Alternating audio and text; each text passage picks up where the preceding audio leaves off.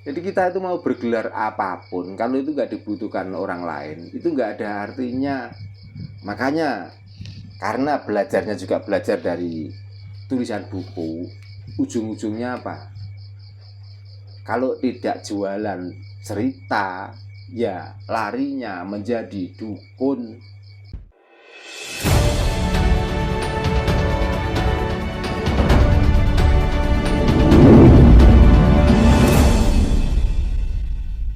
Ya, deh lanjut lagi. Ya. Kembali lagi ke pertanyaan yang awal gitu, Mbah. Yang saya lihat di dunia ini gitu kan, Mbah.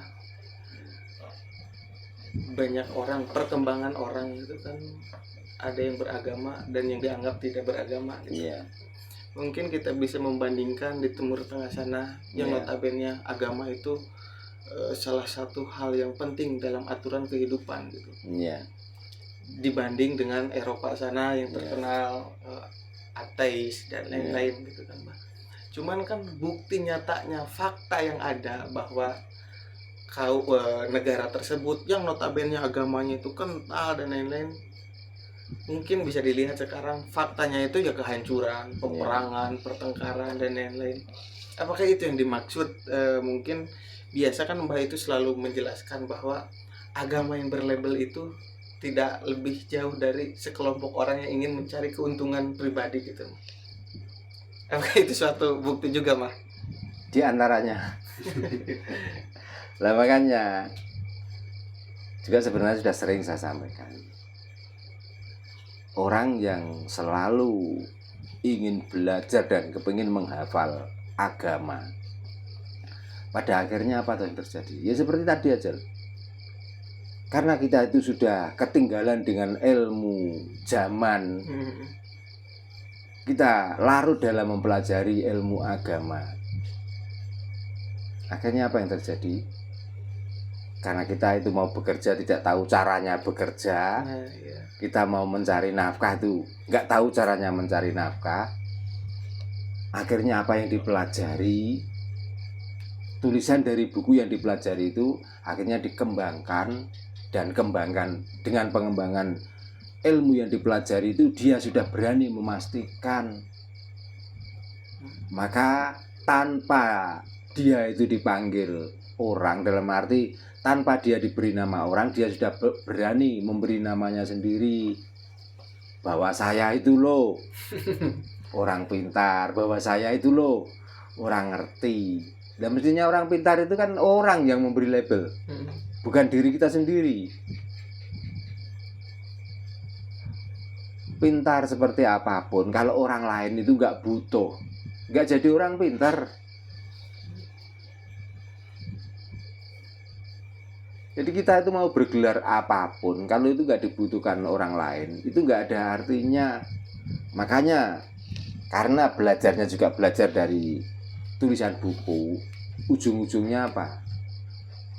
Kalau tidak jualan cerita, ya larinya menjadi dukun.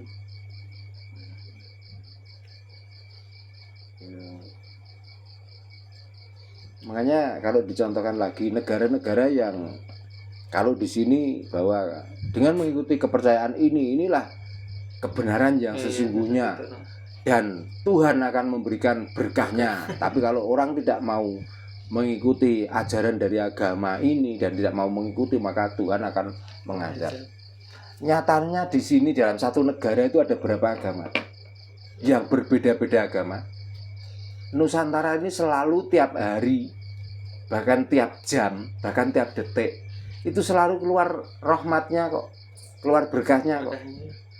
Lah orang yang setiap detik, setiap jam, setiap hari, setiap bulan itu selalu mengedepankan agama, kok malah hancur?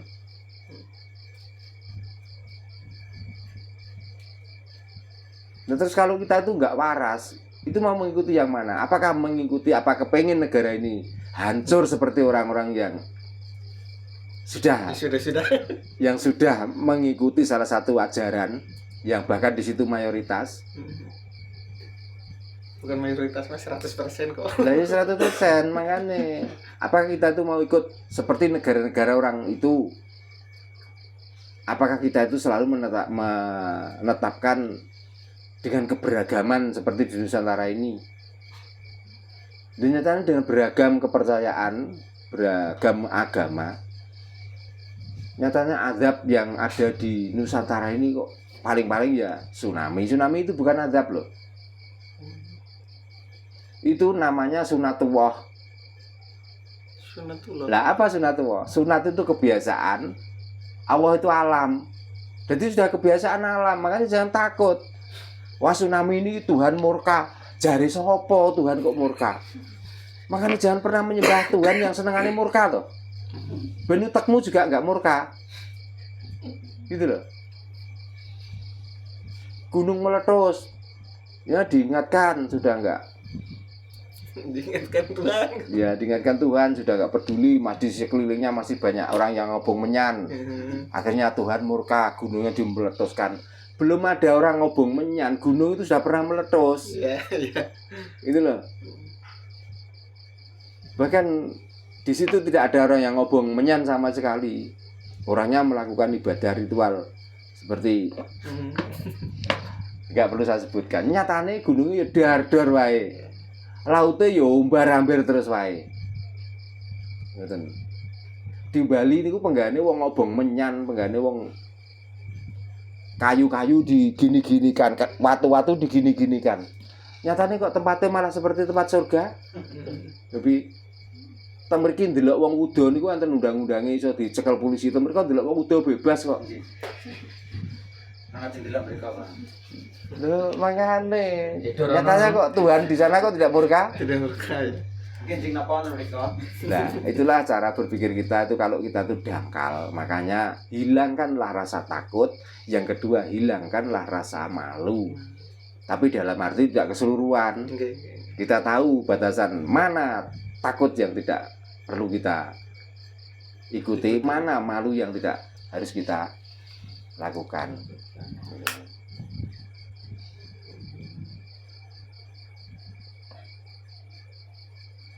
Ada lagi?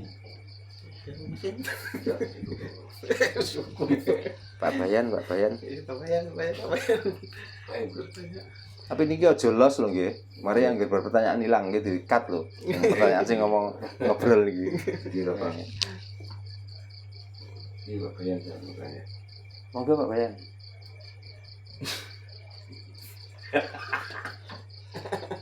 Kok iso meneng wah. Iki perkara apa? Urung ngopi kita ini mulai nduk. Ora patek wani takon. Ini sambil ngopi, Sal. Ngopi dulu. Mau tanya. Oh, iya. Mau tanya tentang batu. Tentang apa? Harta gaib bertanya.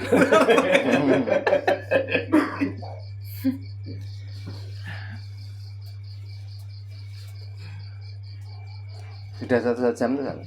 Belum toh? Lah ya mangkane. Dilanjut wae. Lanjut aja. Ojek sore kok.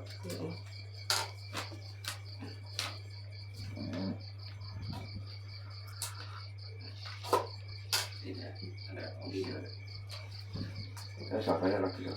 Tentang kopi dulu. Ngopi dulu. Dimatikan dulu Sal kameranya. Setelah nanti ada pertanyaan lagi baru disambung lagi. Cuma mantai. Ini nggak ada perwakilan gitu. Mas saya bertanya. Pak Udul. Ya Mas Wando biasanya nih. Saya serahkan ke kamu saja, Mas. Saya jalan saja.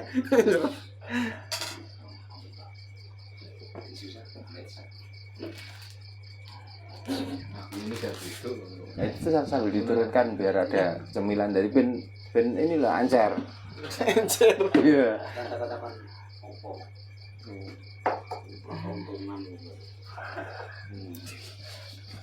Ku takon niku sak mletike jenengan napa ngoten lho rasa. Dipun samplete mesti mboten mikir apa.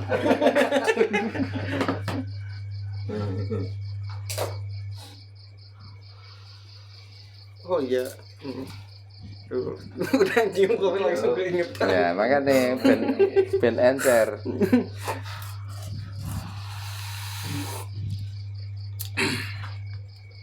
Lanjut ya Pak Dek. Ya. Yang ini bahkan yang pernah kita bicarakan ini sebelum sesi ini apa sesi rekaman gitu mah. Kan saya itu pernah bertanya bahwa makna dari manusia itu kan dengan bahasa kita kan dikatakan sembahyang gitu kan. Iya. Nah yang jadi pertanyaan itu apa yang disembahkan untuk hyang tersebut gitu.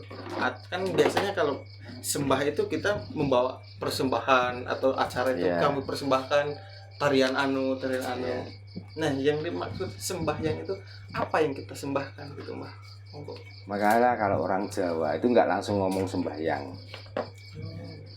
Orang Jawa itu kebanyakan yang dibicarakan tentang cara menyembah pada yang itu bancaan. Jadi sembahyang yang kita persembahkan itu apa? Yang kita persembahkan itu supaya badan kita itu sehat. Makanya untuk badan kita itu sehat ya kita beri asupan yang bergizi. Itu loh. Itu namanya sembahyang. Ya tadi kan sudah saya sebut, kalau lapar segeralah makan, kalau dahaga segeralah minum, kalau ngantuk minumlah kopi, itu namanya sembahyang. Jadi makanan kita persembahkan untuk hidup ini loh, untuk yang menghidupi semua ini loh. Itu namanya sembahyang.